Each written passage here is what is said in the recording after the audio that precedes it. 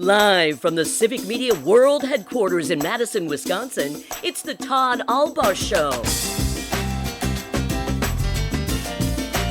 And now, pursuing truth wherever it may lead, here's your host, Todd Albaugh. Across Wisconsin on the Civic Media Radio Network and streaming worldwide on the Civic Media app. Good afternoon, everybody. I'm Todd Albaugh, along with our producer and engineer, the lovely, the talented Mr. Aaron Zommers on the board. We appreciate you being with us on a Wednesday, November 15th, 2023. It is Hump Day here. Hump Day? Yes, indeed it is. I can't get enough. It's the 15th of November, Mr. Zommers. We're halfway through November, for goodness sake. Remember the 15th? That's not how it goes. It's not. By the way, we also I dropped the ball at least. We completely forgot to play the wreck of the Edmund Fitzgerald on the anniversary of the sinking of the Edmund Fitzgerald. Just play it over and over. Right. Well, back in the day, I was telling Mr. Zommers this story. Back in the day when I worked at WRCO in Richland Center, Southwest Wisconsin, and now, of course, RCO and the AMRCE belong to and are part of Civic Media. And back in the day when we played vinyl, no computers, we played actual vinyl records, and you were working alone at the station at night, and nature called, and you might have to, take a seat for a couple of minutes. Well, you couldn't just. There were no computers to keep things going, so you had to think of the longest song possible. And I would say back in the day, 9 times out of 10, if you tuned into your radio and you heard playing the wreck of the Edmund Fitzgerald, it meant that nature had called and the DJ needed some extra time. Now, that's all I can think of anytime I hear that song. It's a great song, by the way. Right, but it's Gordon Lightfoot's. Yes, Gordon Lightfoot, a little over 8 minutes long, I believe, the full song. It's something like that. Yeah, and it's a great tribute. Of course, we're talking about this ship, this iron ore ship, was on Lake Superior in the 70s and went down in really bad weather when the winds of November came early, as the song says. I was like 6 or 7 when it happened. I remember it happening. And then, for whatever reason, the first time I remember hearing that song was in my parents' Oldsmobile Delta 88. And it was mixed in with that song came on, and then they mixed it in with like radio footage covering the wreck of the Edmund Fitzgerald. Oh, interesting. It was very powerful. I bet. Yeah, it was well done. So we remember the souls that were lost to the wreck of the Edmund Fitzgerald in November, and we are deer hunting this weekend coming up. Are you deer hunting? You bear hunt? Do you deer hunt? I do some years. This year, at least this weekend, I will not be because Nate Wegehout is. I'm covering for him on some shows here. And also, one of my friends had some concert tickets this weekend, and he got COVID, so he emailed them to me. I called my former boss. I'm going to be in Richland Center this weekend, not to hunt this year, but I called my former boss, Dale Schultz. I said, a mutual friend of ours is going to be in town. Do you want to have lunch on Friday? And there was this, or Saturday, and there was this pause as if though, have you lost your mind? And he said, no, unless you want to bring lunch to my deer stand. And I said, oh, Jesus, right. It's opening weekend of gun deer season. So to all the hunters out there, good luck. Be safe. Be smart about it. Don't drink and hunt. But have a great time. We wish you all success out there on the hunt. It's going to be warm. No tracking. No snow for tracking this year. So yeah, maybe don't put on too many layers. Right. That's the worst thing, right? When you dress too warm and you go on a drive and then you're just sweating and then you got to stand for another 2 hours. Ugh, I hate that. Yeah, it's nasty. I don't like that at all. So anyway, that's what's coming up later on this weekend, and all of you on the roads this weekend, be safe as well. Time now, once again, for What is Worse? Mr. Zommers, here we go. What's worse? This or that, this or that, this or that, this or that, this or that, this or that. Then, of course, the choice is yours. You can get with this, or you can get with that. You can get with this, or you can get with that. You can get with this, or you can get with that. That's right. Time once again for What's Worse. There are no prizes, no money involved, only bragging rights and your chance to voice your opinion across statewide radio and around the world on the Civic Media app. Don't have the app? Now's a perfect time to download it on your Apple or iPhone device. Just go to your search engine or your search bar in your app store, type in Civic, C-I-V-I-C, and it will come up Takes less than a minute. It's free. It's what Gail King at CBS calls a deal, the Civic Media app. Here we go. I'm going there, Mr. Zommers. I've been thinking about this for a while, and I don't want to ruffle feathers, but I'm just going to put it out there. We're going to see what happens. Oh, boy. Buckle up. Buckle up. Here we go. All right. What's worse? Bad automotive drivers, bad drivers, or bad bikers? Give me your take. What's worse? Bad drivers, people that speed in their cars and trucks or run a stoplight occasionally or run a yellow light, or bad bikers. I'm talking not motorcyclers, but peddlers. Bicycles that blow through intersections. Drive the wrong way. No regard for traffic laws at all. Just turn across traffic without looking. Exactly. What's worse, bad drivers or bad bikers? 844-967-2789, 844-967-2789. You can also text us on the Civic Media app. Just text us, hit the button. You can get right through, or you can call us there as well. There's a button to call in as well. What's worse, bad drivers or bad bikers? 844-967-2789, 844-967-2789. Let's go up to Appleton. Cindy in Appleton, thanks for listening and calling in. What's worse? Bad drivers of vehicles, because they are everywhere. Where I am at, there's not that many people on bikes, and I think if you're a biker and you're doing stupid stuff like that, a car is going to kill you. So, but I think bad car drivers by far. I think you bring up a great point, Cindy, and that is the answer to this question largely lies in where you live. Right? I mean, because in your community, you're saying you don't have all that many bicyclers, peddlers, but a lot more drivers. Nope. I think that's a great point. Yep. All right, so you vote for bad drivers. All right, thanks, Cindy. Appreciate it. Cindy up there at Appleton. What's worse, bad drivers or bad bikers? And we're talking like peddlers. 844-967-2789, 844-967-2789. You know, Cindy's point actually makes me think bad drivers do impact more people, but a bad biker might be worse because you don't expect them. If, let's say, you live in Manitowoc, Wisconsin, not a lot of people biking. Where you're from. And then you come to Madison and there's somebody who just cuts across traffic. You're not used to that, so you might actually hit them. That's a great point. But I love the fact that Cindy is bringing this up, that location, like they say in real estate, location. Geography, location plays into how you answer this question. It really does. Because like where I'm from originally, out in Richland Center, 5,000 people in southwest Wisconsin, you see an occasional biker in town. Rarely see one unless there's like a bike race in the area, like Grabbar or whatever it is. Rarely see one out on a county road once in a while. So it's not a huge issue. But you do see more drivers driving, you get people texting or people crossing lines or blowing through stoplights or whatever. But if you live here in Madison, like we do now, the bad biker thing is an issue. At least it is for me. And look, I'm not saying I'm anti-bike. I'm just saying if you have a bicycle and you're going to drive in Madison or ride in Madison, I think you should have to obey the basic tenets of the stop signs.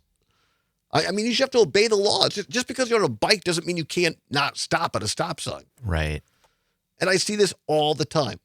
Also, what really annoys me is we have these new crossings now in Madison with the bright lights and all this kind of stuff.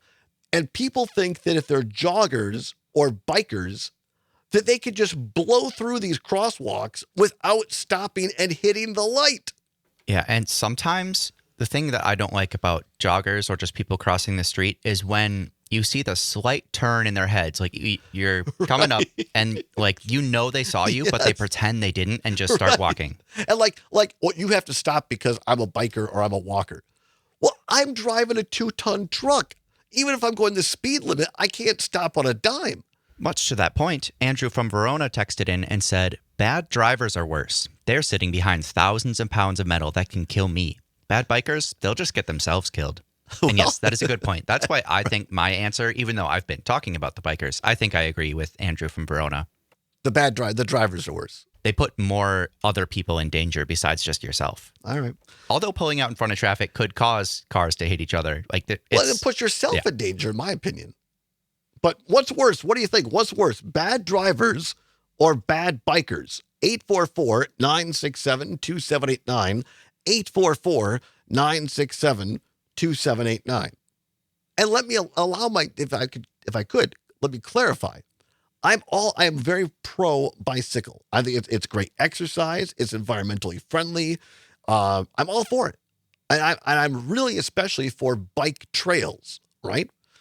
Because I think with all the distracted driving going on by people in vehicles, there's no way that I would ride a bicycle like on a main street, like on Mineral Point Road in Madison or something like that. No way. Just because of all the distracted driving going on and all the crazy drivers on the Beltline right now in Madison. I went to get groceries. I think it was Sunday night. There were 2 sets of cars essentially drag racing on the Beltline. And I'm not exaggerating. They were going 80, 85, 90 miles an hour.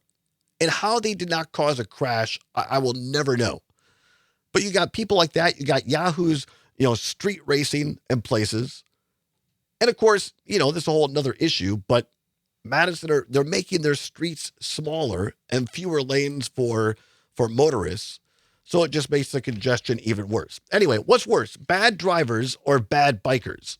844-967-2789, 844-967-2789. We have another texter from WRCE listening over in Richland Center. The bikers seem more dangerous, especially with electric bikes. They can go faster, and as a delivery driver, they really seem to come out of nowhere.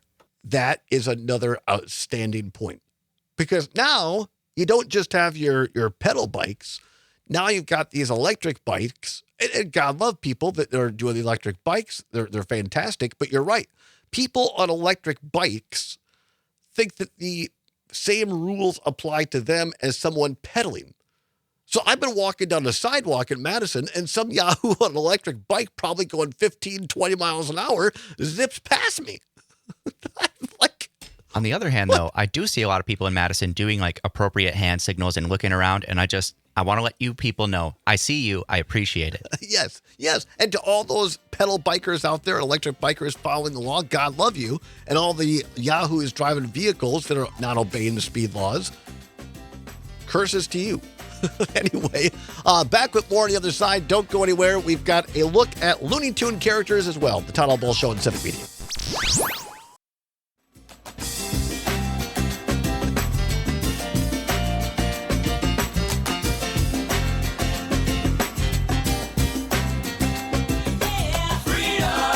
Pursuing truth wherever it may lead and having fun doing it. Welcome back to the Todd All Ball Show on the Civic Media Radio Network. Happy to have you with us. Coming up here in about 10 minutes or so, we will welcome back to the program Brian VanHooker of Crack.com, writer there, staff writer, does a great job, and wrote a great article on the 100 greatest Looney Tune characters of all time. Now, we're not going to go through all 100, mind you, but we're going to go through some of them. And I think it's, for those of us who grew up in an era where there were Saturday morning cartoons and there was no, well, especially when I was really young, there were no VCRs, at least that our family could afford. That was for rich people.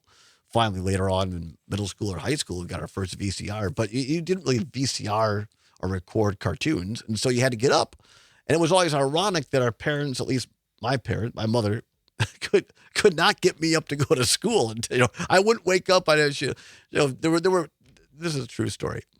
My mother actually one time, or a couple of different times, would bring in an ice cube and throw on my back under the covers to get me out of bed to get to school. Did your parents have to do that, or did you get up pretty easily? I got up pretty easily most of the time. Really? I not so much. I don't know why. But come Saturday morning, Todd would be up and early, like at 7:30, in order to see the cartoons.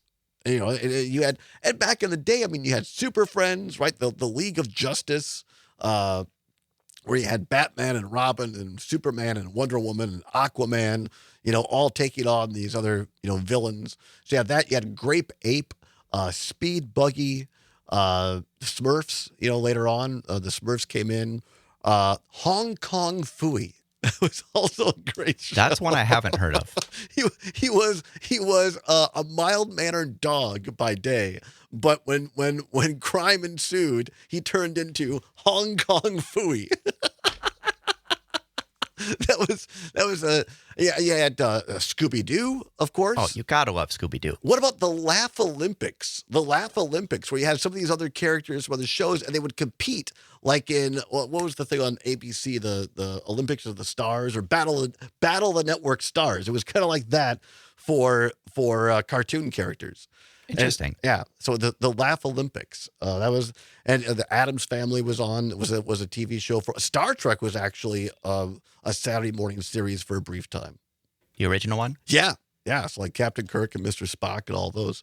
So anyway, you would get up and you would watch and of course the Bugs Bunny Roadrunner Hour was one of my all-time favorites. All these Looney Tune characters. So we're going to be going through those in a bit. Look, see, I'm already enthralled. Well, of course. Yeah. I mean, it's not like Saturday morning cartoons are completely a thing of the past. Well, they kind of are, aren't they? They weren't when I was little. All right. I still watched those. Yeah. But now, I guess, with streaming and with just give your kid a tablet, pop them on kids' YouTube, which, by the way, little micro soapbox moment, don't do that. All right. Kids' YouTube is filled with so much crap. Is it really? Yeah. I never watched. That just exploits the tendencies of children and their attention spans. Well, now like on Saturday morning, I'll watch CBS Saturday Morning. You got your regular news, and then it's like, I don't know, it's like educational stuff for kids. It's like, hey, I'm a scientist and I'm making this cool stuff. And I'm going to teach you something. And I think that's fine. They got a show called Lucky Dog where it's about, finding a home for shelter dogs. And that's fine. That's great. But it's not cartoon. I guess because now you got the Cartoon Network and streaming and all this other stuff. Well, yeah, Cartoon Network is one of the channels that I watched on Saturday mornings. There's that. There's Disney, Nickelodeon. It was mostly flipping between those three. Got it. See, that's how old I am because it was like CBS, NBC, ABC. Oh, yeah. Saturday morning cartoons are definitely a thing of the past on those networks. Right. Yeah.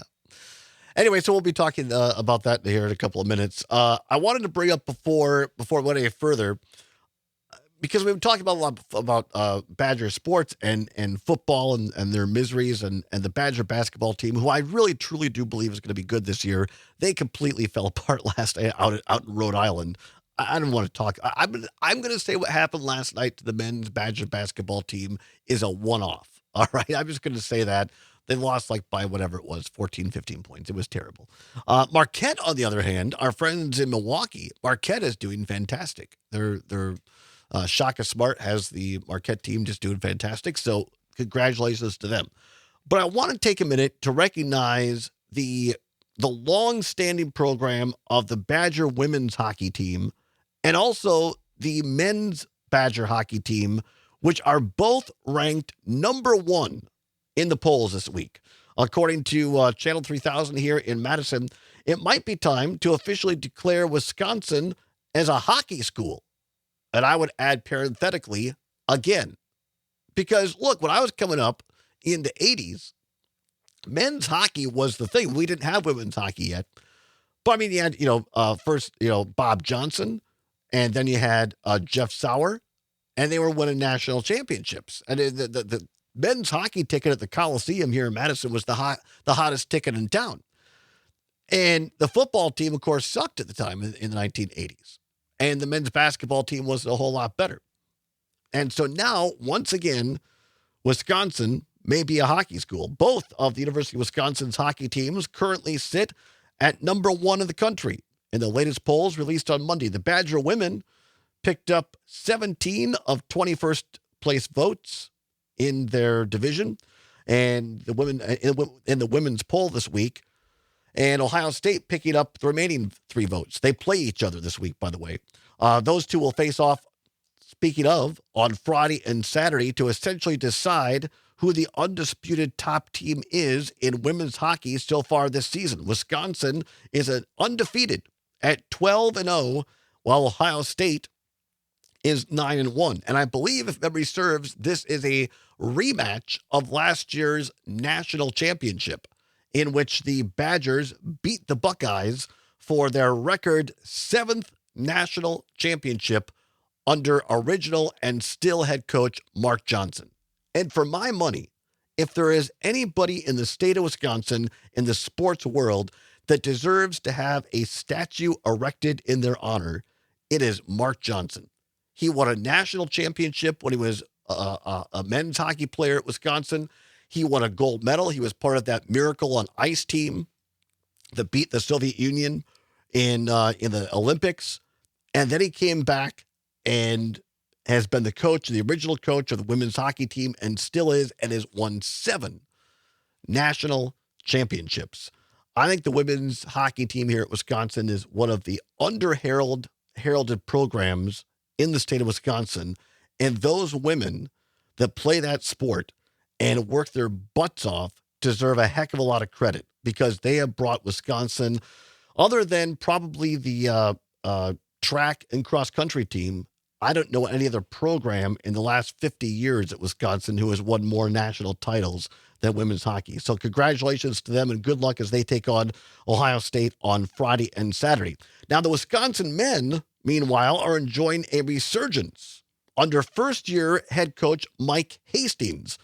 They're coming off a 9-1 start and jumped from number 3 to number 1 during the past week, and they earned 32 first-place votes. So congratulations to Mark Hastings, doing a great job of turning around Wisconsin's men's hockey. So men, women hockey program, our salute to you. Thank you for carrying on the Badger tradition. Back on the other side with Brian VanHooker. 100 greatest Looney Tune characters of all time. Not going to want to miss it. Stay with us on the Todd Albaugh Show on the Civic Media Radio Network.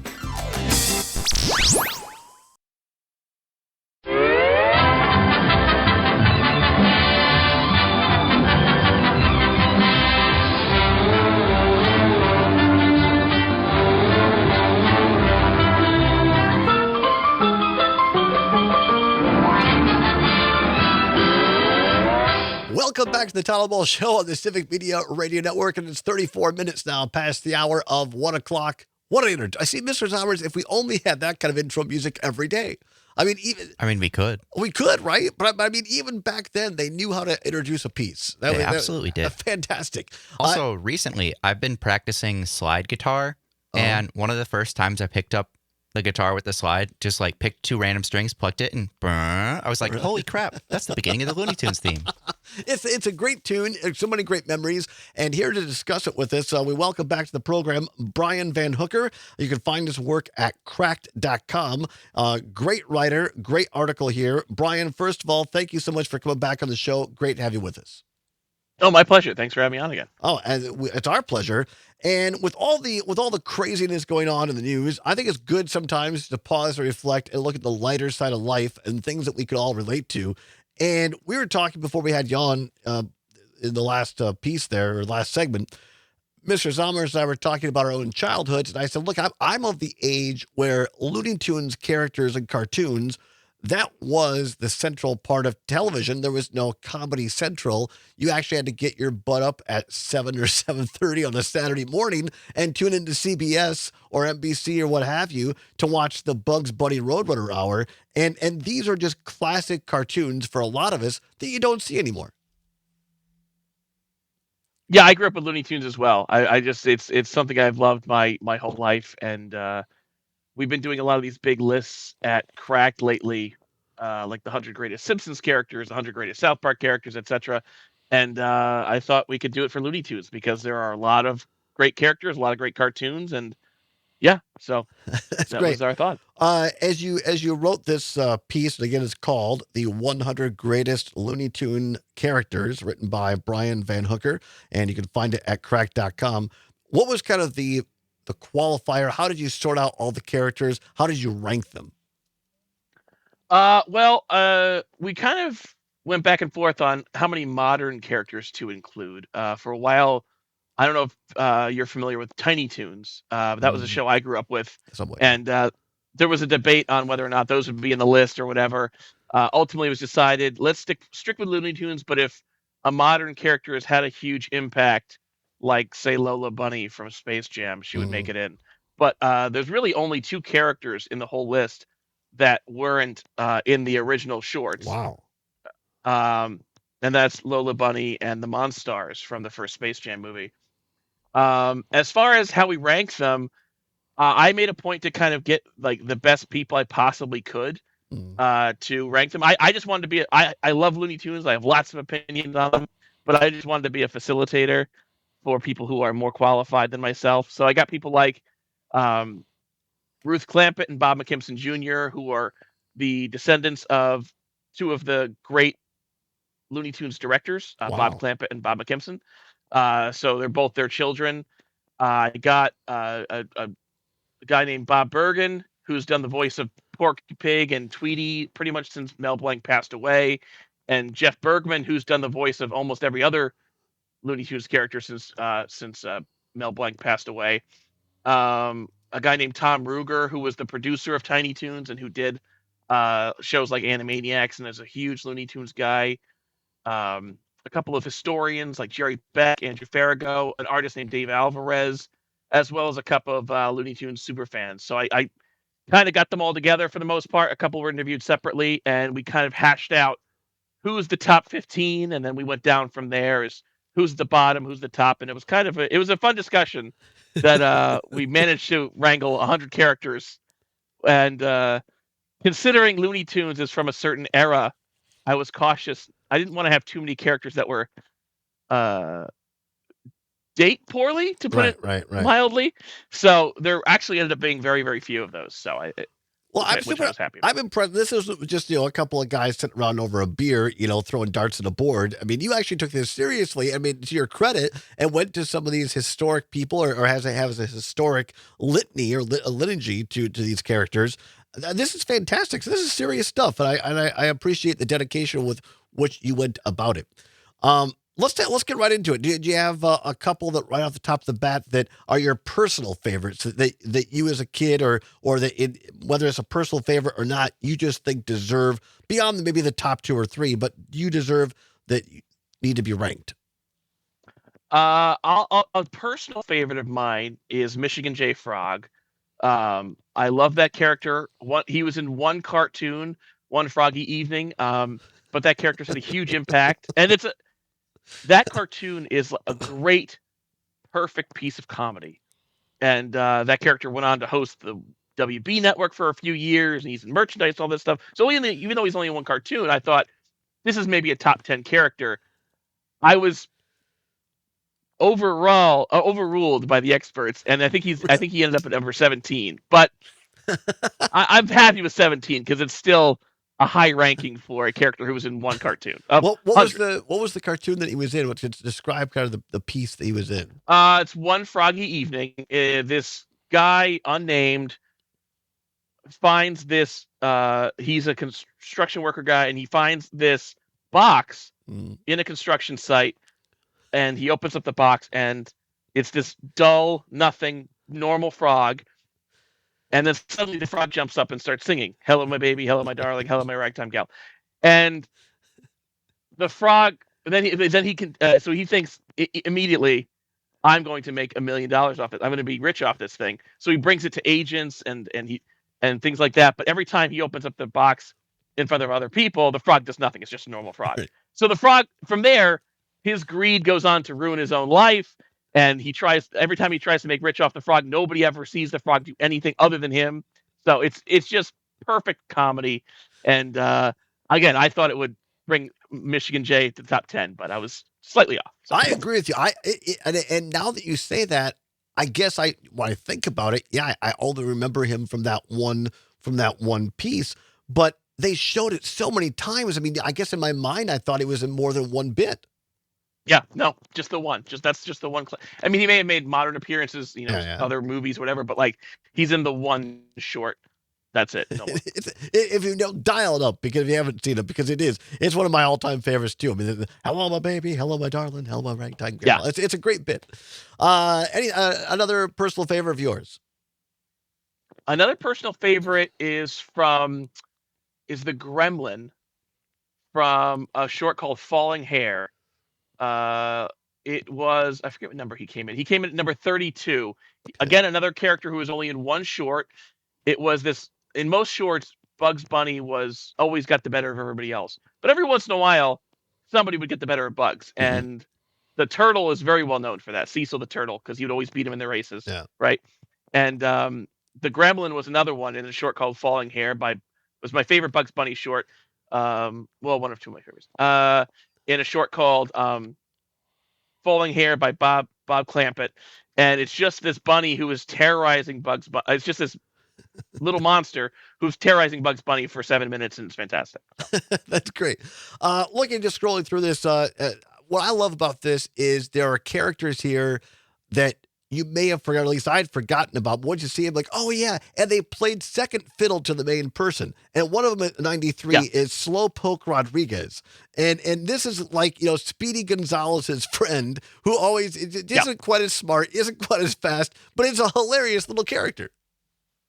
Yeah, he's a tough one. He was one that we struggled with, like, do we include him? Because he is definitely based on a racial stereotype. So we were like, do we want to include this guy? And it's like, he certainly is memorable. He does get the better of Sylvester in this short, so he's not like a completely horrific little character. Right. And he's super memorable. So it was more like, okay, well, this character is important enough to include on the list, but let's just be aware that, like, let's just address the fact that, yeah, Looney Tunes is from the 40s. Not every view is going to be perfect, but this character still matters and should make it on the list. And this is a larger discussion where you don't need to go down the road too far. But in my mind, unless it's just completely off the wall in today's world, I think there is a certain time when you have to look at these pieces of work through the lens of the era in which they were created and lived. And you can't necessarily apply 2023 lenses to something that was done in the 1940s. Yeah, I mean, that's really what I think it was. We didn't want to exclude a character simply because they've aged poorly or in some cases horrendously. Right. There's a character called Bosco who is high on the list. Bosco is number 29, and he was a stereotype of an African-American child back in the 30s. But like the history of that was obscured. So his voice sounded like Mickey Mouse in a lot of the shorts. And they never showed the earliest shorts where it was clear where they use a racial stereotype. So even though he's the very first Looney Tunes cartoon, it's important to include him as part of the history. But then the whole article goes on to explain, like, yeah, this is unacceptable, certainly by modern standards. It should have been unacceptable then. But this is the very first Looney Tunes character, so let's address that history rather than pretend it didn't exist. So. Yeah, well done. At number 87, this one in particular, I think should be put on Ron DeSantis's campaign literature, the Tasmanian She-Devil, which is essentially the Tasmanian devil in drag. And I love it. I love every part of it. Yes. I mean, she is a separate character. She marries Tasmanian Devil, but the design, they didn't work really hard with figuring out how do we design this character. I mean, it's just the Tasmanian Devil in high heels and lipstick and a veil, basically. Yeah, there's nothing. They're like, just put a bow on it. That's a girl. That's exactly. Minnie Mouse logic. Number 84, someone who I'd forgotten, but I actually in real life I have used this name before. I don't know why. A memorable character, Black Jacques Chirac. I mean, just a fantastic character. And again, a little stereotypical maybe of French people or what have you, or Italians. But I mean, it's a fantastic character. Yeah, he's a funny one. A good Bugs villain. I think he was only in one or two shorts.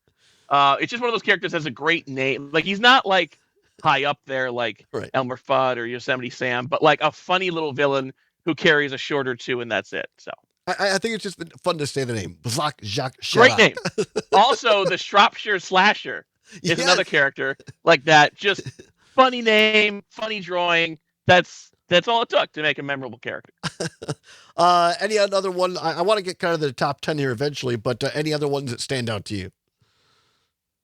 One I thought was really cool and it kind of gave me a new appreciation for this, is number 76 and 75. 76 is a character called the Draft Horse, which was a very 1940s flag-waving pro-World War II cartoon.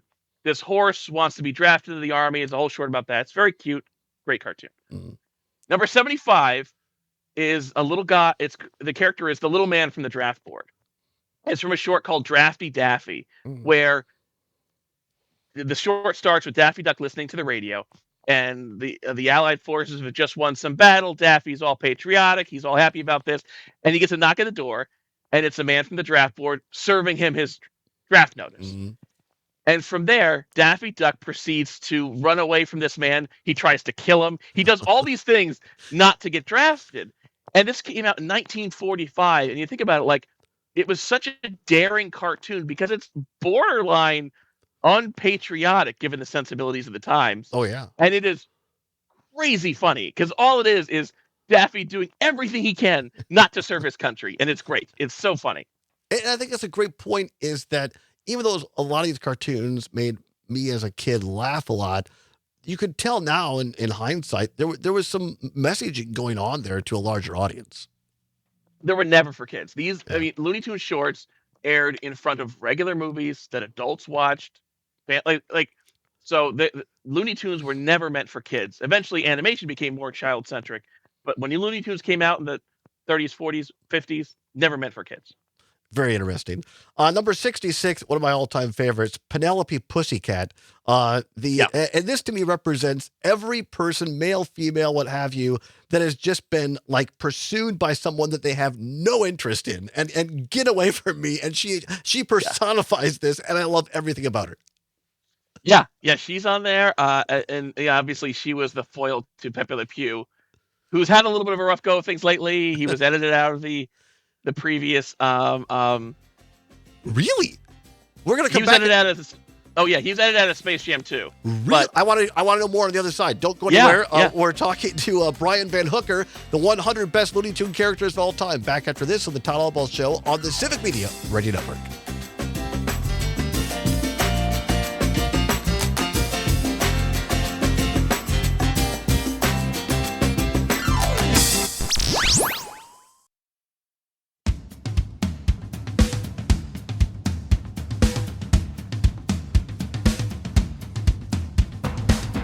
Welcome back to the Todd Albaugh Show on the Civic Media Radio Network. And it's 10 now, before the hour of 2 o'clock. At the top of the hour, network news, followed by a quick check of weather. And then our friend and colleague, Matt Flynn of Matt Flynn Direct, will be in with you for another 2 hours. Do not go anywhere. History being made every minute of every day. Matt Flynn will take you there with the latest news and commentary. Matt Flynn Direct after the top of the hour. Right now, we are honored to be joined by Brian VanHooker of Cracked.com. If you are a fan of animation, if you used to watch Looney Tune characters, if you still do, you want to check out this article at Cracked.com called The 100 Greatest Looney Tune Characters.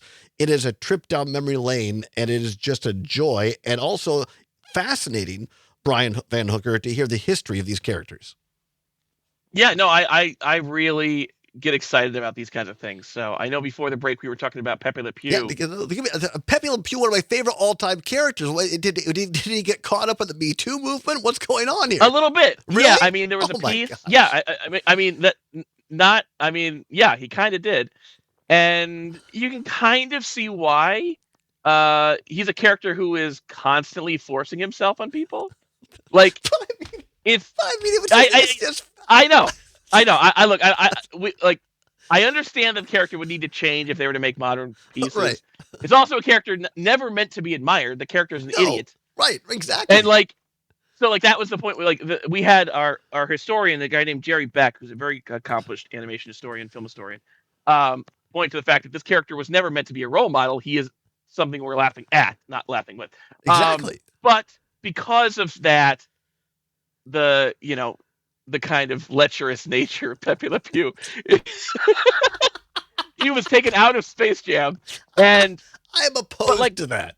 I mean, taking Charlie. Yeah, no, I agree, but it's also I understand how the character would need to change for the times. Well, of course, but yeah, to your point, just like any character. To your point, I mean, it's like, you couldn't put All in the Family on today's show and have Archie Bunker on because of the outrageousness of it. But the whole point of Norman Lear was you're laughing at Archie Bunker. He's the idiot. Yeah. And it's supposed to represent, that you don't want to be like that character. And to me, Pepe Le Pew was every person, male, female, whatever your gender or sexuality, we've all had or encountered or know of a person who thinks so much of themselves and they're an idiot and they keep trying to just pursue someone they'll never get. I mean, that, and when I was growing up, and I mean, forever, that character is a huge character. I love Pepe Le Pew. So we put him in he ended up in the lucky number 13 spot, which you thought, like, he's a high-ranking character, deserves to be a high-ranking character. So let's just put him in there, but be aware that, So, before we get to the top 10, number 65, one of my all-time favorites, Hugo the Abominable Snowman. He's a good one. I like that one. I mean, it's one of those ones that you don't know the name of or anything, but you know parts of it. And it's one of many of Mice and Men parodies in Looney Tunes. Mice and Men is in so many Looney Tunes shorts, and Hugo's yet another Lenny. And if you don't know the name, like Brian's saying, one of the lines is, I'll pet him, I'll take him home, I'll pet him, I'll keep him, I'll name him George. Yeah. I love that line. All right, let's go quickly to the top 10 because I don't want to run out of time. Number 10. Number 10 ended up being Speedy Gonzales. Another character, fantastic. Occasionally in Rocky history, but way beloved. Yes. Oscar winner. So I didn't know that. Yeah. One of his shorts won an Oscar, and there's five Looney Tunes shorts of the classic era won Oscars, and one of them was with Speedy Gonzales. All right, cool. We got to run through these so I don't run out of time. Number 9. Sure. Foghorn Leghorn, my favorite. I love of the major cartoons. I love Foghorn Leghorn. Makes me laugh more than any other character by far. He's so funny. He reminds me of people I grew up with. I'm serious. And that's not a slight to anybody in Richland Center. It just he's a very rural, character who just thinks a lot of himself. Number 8, Roadrunner. What about that? Who's only slightly out? Yes, and it was only slightly outranked by Wile E. Coyote.